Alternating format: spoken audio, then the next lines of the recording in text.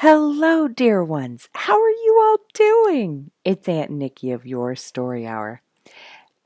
And it's time to read our next two chapters in The Bluebirds and Their Neighbors by Neil Wayne Northey.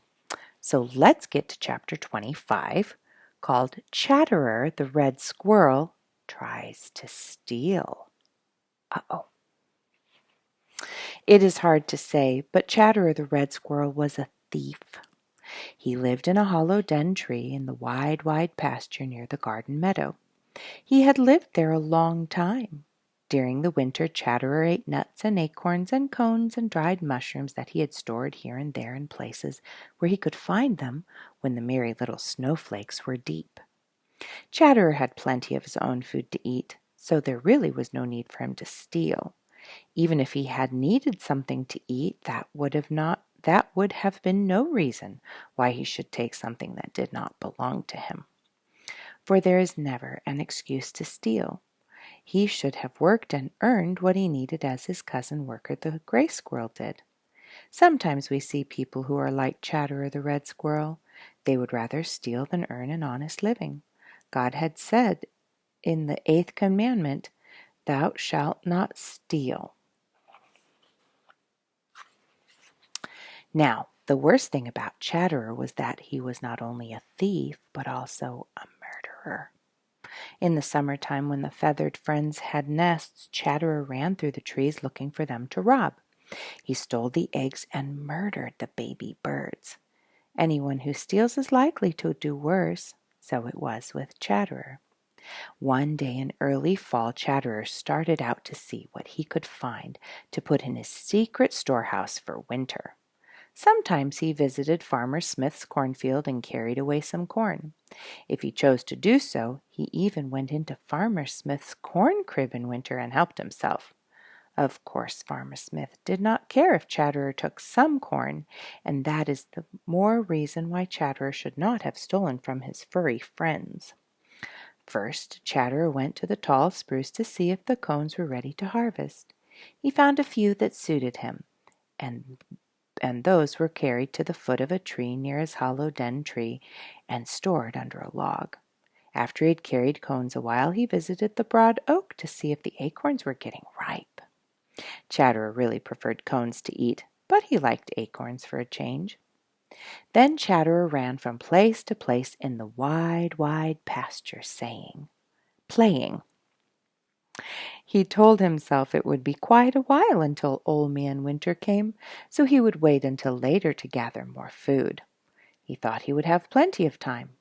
While Chatterer played, Worker the Gray Squirrel was busy every day gathering and storing food for winter.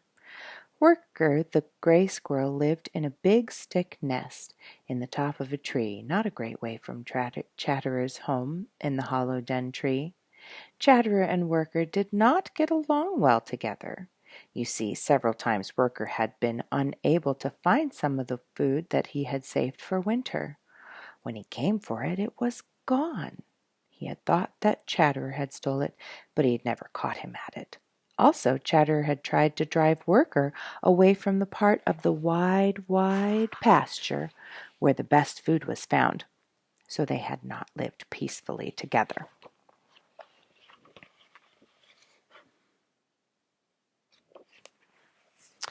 Chatterer the Red Squirrel ran through the trees looking for nests to rob, is what it said with that.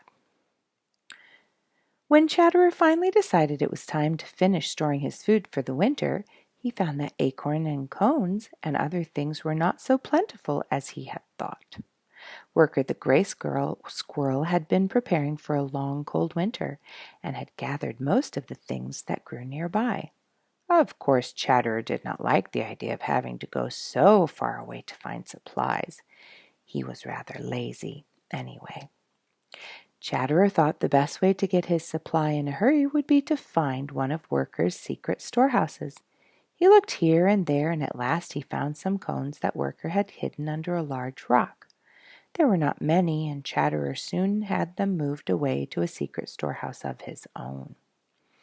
Chatterer thought that somewhere Worker the Gray Squirrel had a secret storehouse that held many good things. He thought if he could only find it, then it would be all he needed.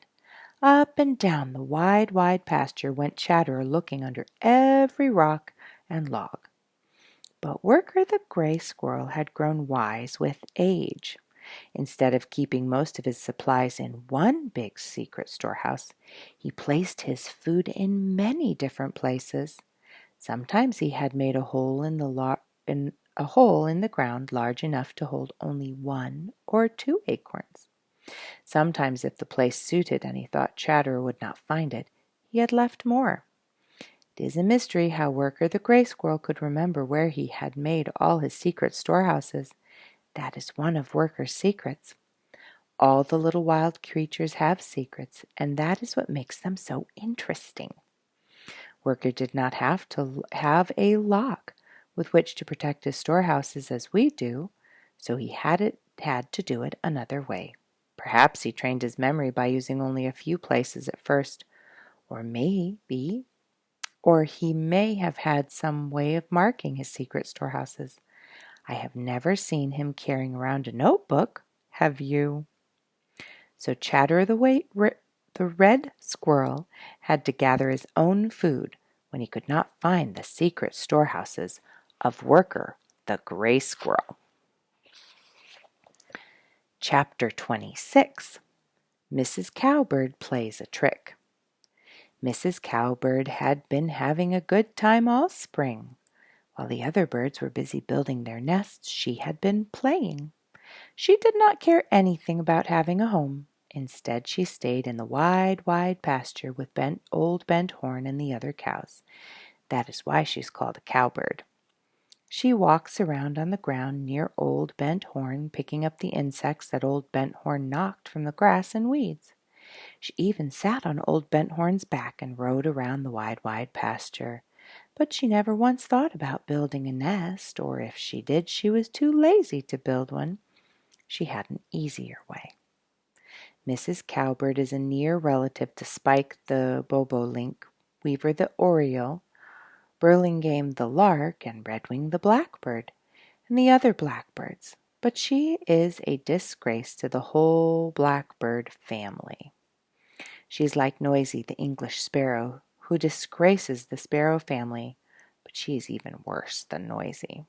It is too bad that Mrs. Cowbird does not belong to the same family as Jim Crow and Tattler the Jay and Pesty the Magpie, for they are all a bad lot, but she doesn't, so it cannot be helped. No one would ever think that Burlingame the lark and Spike the bobolink and others were relatives of Mrs. Cowbird because they are such good citizens. They are honest and cheerful and good to their neighbors, and everyone likes them. If we do right, other people will like us, even though some of our relatives may not always live as they should. One day Mrs. Cowbird decided it was time for her to begin to lay her eggs. There she was without a nest of any kind. Now Mrs. Whippoorwill would have laid her eggs in an old stump or amongst loose leaves on the ground without a nest. But that is not what Mrs. Cowbird did. Oh no, she hunted around until she found the nest of Yellowbreast the Chat. Then, when Mrs. Chat was not looking, Mrs. Cowbird rolled one of Mrs. Chat's eggs out of the nest and laid one in its place.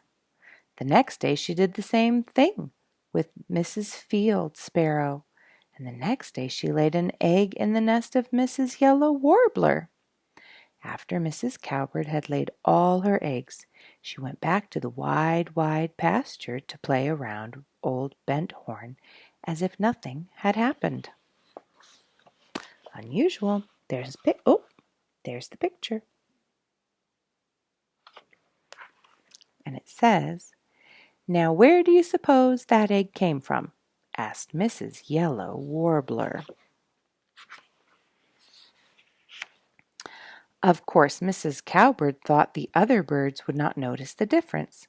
She thought they would sit on her eggs and keep them warm and save her the trouble.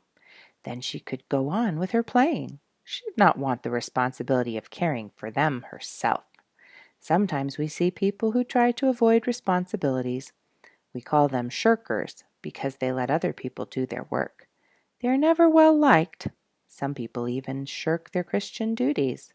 In the Bible, we read about Joseph and Daniel and others who were always faithful and lived in a way that pleased God, and God blessed and prospered them. Have you ever gone camping? If you have, no doubt you have seen some people who try to get out of helping with the work. They would rather play if someone else will wash the dishes and carry the water and cut the wood. That is like Mrs. Cowbird. She is the worst shirker in all the bird world. If Mrs. Chat and Mrs. Field Sparrow noticed the difference in the eggs, they said nothing about them. They kept them warm, and when the baby birds broke open the shells and came out, they fed the baby cowbirds as well as their own. In fact, they fed them better. You see, Mrs. Cowbird's eggs usually hatches 2 to 3 days before Mrs. Chat's and Mrs. Field Sparrow. So by the time the other eggs hatch, the baby cowbird is quite strong, and it crowds into the top of the nest where it will be fed. As it is much larger than the baby chats and baby field sparrows, gets most of the food.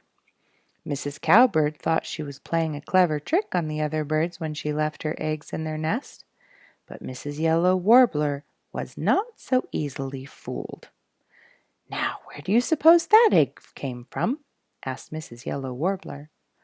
Mr. Warbler hopped over to the nest and looked in. There was an egg almost an inch longer lying in the nest with the 2 of Mrs. Warbler's little eggs.